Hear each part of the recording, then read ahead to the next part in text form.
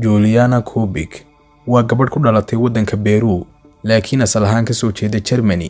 Shaqadeeda dhanka sayniska ayaa aad loogu qadariyaa, laakiin Kubik kama dhigin cilmigeeda saynisku mid caan ah. Waxa ka dhigay caan shil ay gashay markii da'deedu ahayd 17 sano jir, iyadoo ahayd gabadhani tii kaliya ee ka badbaaday shil diyaaradeed oo ay ku dhinteen dhammaan dadkii saarnaa diyaaraddu, waxayna ku dhex noolayd keymaha dhexdooda muddo 11 maalmood ah. Laakiin sidee ay u dhaceen dhammaan waxaasi? Si aynu fahanno qisada Kubik oo dhammaystiran, waxay nagu waajibayeen in ka soo bilowno qisadeeda bilowga.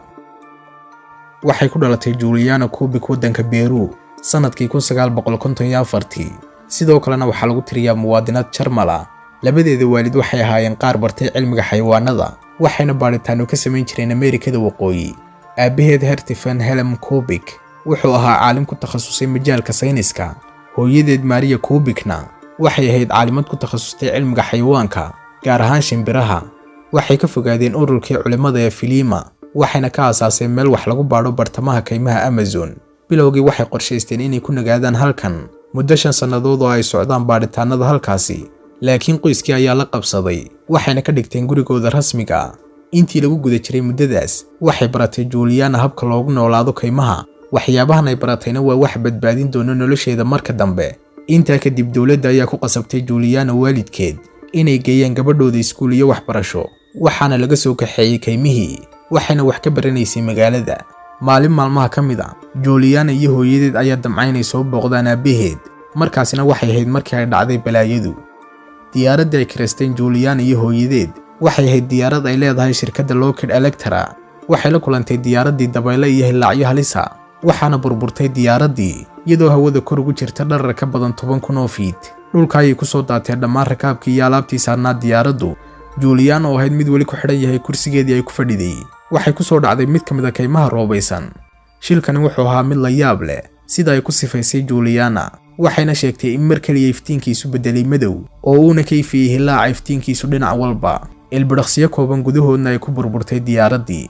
Alaabtii iyo boorsooyinkii dadka ayaa ka soo daatay khaanadaha sare ee diyaaradda. Cuntadii iyo cabitaanadiina waxay ku dul daateen madaxyadooda, waxayna ahaayeen dadku qaar qaylinaya oo oynaya. Waxay sheegtay Juliana in hooyadeed ay ku qaylinaysay in wax walba ay wanaagsanaanayaan, iyadoo cadhaysan.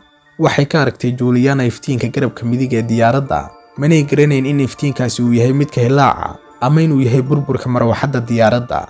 Wax yar ka hor intaanay wada burburin diyaaraddu, waxay ku tiri hooyadeed Juliana, hadda way dhammaadeen wax walba, iyadoo weliba oynaysa. Laakiin hooyadeed kamay badbaadin shilkii safarka Alonso lambar 508. Markii ay ka soo dhacday Juliana diyaaraddii, way suuxday, waxaana la yaab leh inay kaliya soo gaadheen dhaawacyo fudud, sida inay ka jabtay lafta ka hooseysa qoorta iyo dhaawac yar oo ka soo gaadhay lugta.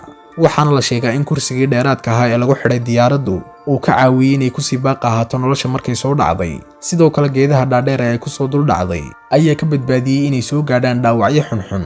Maalintii labaad waxay sheegtay inay madaxeeda ka dareemaysay xanuun, laakiin wuxuu ahaa arrin iska caadi ah oo ka dhashay shilka. Maalintaas waxay wax ka arkaysay hal il oo kaliya, wayna suuxday mar labaad. Waxay ku qaadatay Juliana inay kacdo maalin badhkeed, waxayna sideetay wax cuntaa xoogaa macmacaan oo ku jiray jeebkeeda. Laakiin waxay awood u lahayd inay xasuusato macluumaadkii qotada dheeraa ee uu baray aabaheed oo ahaa sida loogu noolaado kaynta dhexdeeda. Waxaa jiray 3 cashar oo Juliana ay xasuusnayd oo u horseeday inay baaqo ku ahaato nolosha, kuwaasoo kala ahaa: ha ka cabsan xayawaanada waaweyn, ee ka cabso xayawaanada xajmigoodu yar yahay sida quraanjada, duqsiga iyo kaneecada. Waxaad u baahan tahay inaad gaadho meel webiya, halkaasoo laga yaabo inay joogaan dad. Hana cunin wax khudaara, waxa laga yaabaa inay sumaysan tahay. Manay haysan Juliana wax agab oo ay ku dhex adeegsato bartamaha kaymaha madow. Haddii ay haysan lahayd midi ama waxay ku googayso dhirta, waxa u fududaan lahayd inay dhisto meel ay ka gasho roobabka, iyo inay dirto ishaaro iyo fariin qiiqa oo ay arkaan diyaaraduhu, iyo sidoo kale inay qodo dhulka si ay u gaadho biyo la cabo. Rajadeeda ugu horreysa Juliana waxay ahayd inay hesho hooyadeed ama rakaab kale oo sideedoo kale ka badbaaday shilka, laakiin ma awoodin inay hesho cid nool. Waxaan ka ahayn 3 meed oo ku soo dhacay dhulka iyagoo dhintay. Waxa ka go'ay Juliana mid ka mid ah kabaheedii, waxaana sidoo kale ka lumay ookiyaalaheedii ama muraayadaheedii indhaha. Waxayna ku dul maraysay keynta iyadoo bilaa kaba si ay u xaqiijiso inaanu marin dhulka ma sumaysan. Waxay ku qaadatay intii ugu badnayd muddadii 11 maalmood ahayd, iyadoo dhex maraysa bartamaha biyaha. Macmacaankii yar ay ka heshay jeebkeeda ayaana ahaa shayga kaliya ay cunaysay muddadaas 11 maalmood ah. waxayna sheegtay Kubik iyadoo ku guda jirta mid ka mid ah booqashooyinkeedii labaad ee ay ku soo booqatay keyntii in khatarta kaymaha loo sheego ama loo yaqaano qaab khaldan. waxayna tiri hadalkaas iyadoo ku dul taagan biyaha webiga Rio oo ay ku jiraan yaxaasiyo iyo kalluunka ceelasha ee ugaadhsadaha. waxayna tiri waa qaar aamina maxaa yeelay kalluunkan ceelashu dadka ma dhibo markuu ku jiro biyaha soconaya, yaxaasiyaduna way ka dheeraadaan dadka inta ugu badan. runtii awood uma lahayn Juliana inay ku noolaato keynta weligeed, waxayna u baahnayd gargaar degdega. waxay ahayd mid ka maqasha codadka diyaaradaha ee maraya dusheeda, laakiin geedadka dhaadheer ayaa u diiday duuliyaashu inay arkaan gabadhan, waxaana ku waajibahayd inay ka soo baxdo keynta si loo badbaadiyo.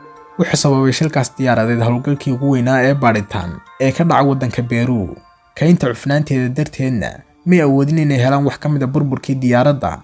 waxay kala kulantay Juliana nabarraqaniyadii duqsiga, taasoo sababtay inay aragto dirxi badan oo cunaya jidhkeeda iyadoo nool. waxay kala jabisay Juliana fargalkeedii si ay uga saarto nabarradan dirxiga. maalintii tobnaad may awoodin Juliana inay u istaagto si caadi ah, waxayna dareemaysay cabsi iyadoo ku nooleed caalam cidla oo ka madhan dad. waxay isu sawirayay Juliana inay arkayso saqafyada guryo ama inay maqlayso codadka digaag ama doorooyin. waxay dareemaysay daal aad u daran iyo gaajo, waxaana ku adkaa inay kacdo maalin walba oo ay ku dul socoto biyaha qabow dushooda, laakiin haddana waxay ku qasbaysay nafteeda inay sii wado.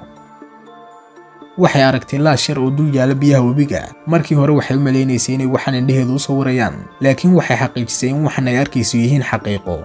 waxayna ku aragtay laashka agtiisa matoor yar iyo caagadu ku jiro batrool. waxay xasuusatay in carruurnimadeedii uu adeegsan jiray aabaheed batroolka inuu ku daweeyey dhaawacyada. waxayna ku dul shubtay batroolkii gacmaheedii dhaawac ahaa, wuxuuna ahaa xal shaqeeye oo waxa ka tegay gacmaheedii darxigii. waxayna ahayd mid tirinaysay darxiga markii uu ka baxayay jidhkeeda. waxay ku sugnayd Juliana laashka agtiisii ilaa uu ka soo noqonayay ninkii lahaa. inkastoo ay leekaayeen dhibaatooyinkeeduna may ku dhiiran inay qaadato laashka iyadoo aan loo ogolaan. waxayna ku ag sugnayd laashka agtiisii habeenkii oo dhan ilaa ay ka yimaadeen raggii iska lahaa subaxii maalintii dambe. waxaa la yaabay ragga inay ku dhex arkaan gabadh Jarmal ah oo dhex joogta meeshooda. waxayna kula hadlashay Juliana raggii luqadda Isbaanishka oo ay ugu sheegtay xaaladdeeda.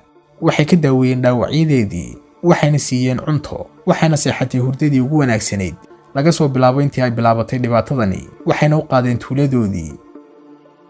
nin duuliya ayaa u sheegay inuu la kulansiin doono aabaheed oo u malaynayay inuu waayay xaaskiisii iyo gabadhii uu dhalayba, waxaanay la kulantay aabaheed. intaa kadib waxaa la soo helay sidoo kale meydkii hooyadeed oo la sheegay inay ka badbaadiyay sidoo kale shilka, laakiin ay soo gaadheen dhaawacyo halis ah oo ay u dhimatay 4 maalmood kadib. 91 qof oo ku dhex jiray diyaaradda, Kubik waxay noqotay ta kaliya ee ka badbaada. waxay ka qaaday Kubik cabsi aad u badan diyaaradaha, mar walbana waxa horteeda iman jiray balaayadii iyo dhacdooyinkii soo maray. waxayna ku laabatay Jarmalka, wayna caafimaadday gebi ahaanteed sidii labadeeda waalid oo kale. Juliana waxay ka qaadatay shahaado cilmiga sayniska, waxayna ku laabatay Peru si ay u soo daraasiiso fiidmeeraha jooga halkaas. sanadadii ugu dambeeyeyna waxay noqotay mid u ololeysay ilaalinta kaymaha roobaysan, iyadoo sheegaysay inay yihiin qayb weyn oo ka mid ah deegaanka. hadda waxay samaysatay qoys, waxayna noqotay nolosheedii mid aad u fiican. waxayna hadda tahay caalimad sayniska iyo maamula maktabadda baadhista xayawaanka ee ku taala gobolka Bavaria. kadib burburkii diyaaradda, waxa la duldhigay gabadhan sawirkeeda joornaalada iyo saxaafadda, laakiin waxay la kulantay gabadhan naxdin sababtay xitaa inay diido inay kulamada ka qayb gasho ama la hadasho warbaahinta. laakiin arrinkaasi wuxuu isbedelay markii la kulantay dadkii ku habboonaa oo ina uga sheekaysay qisadeeda badbaadada ee lagu qoray buugaagta lagana sameeyey filimada, iyadoo la adeegsanayay sidoo kale buuggeeda ay kaga waramayso taariikhdeeda oo ay magaca uga dhigtay markaan ka soo dhacay cirka. waxaana laga sameeyey sheekadeeda filimka uu soo saaraha ka ahaa Fono Herzog ee magaciisuna ahaa Baalashii Rajada. intaas ayaan ku ekeynayna qisada Juliana Kubik. haddii uu ku qanciyay muuqaalku like saar, hana iloobin haddii aad ku cusub tahay channelka Ogaal Cusub inaad subscribe saarto. waad mahadsan tahay.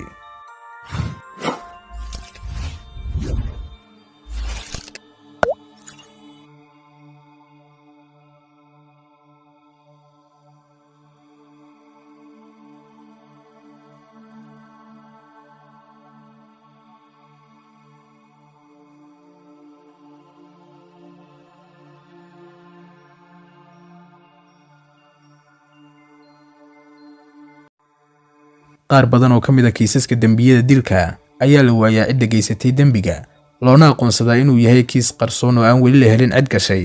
waxaana dhif iyo naadira in la xidho kiiska dilka iyadoo aan la ogaan shakhsiyadda dhabta ah ee qofka la dilay.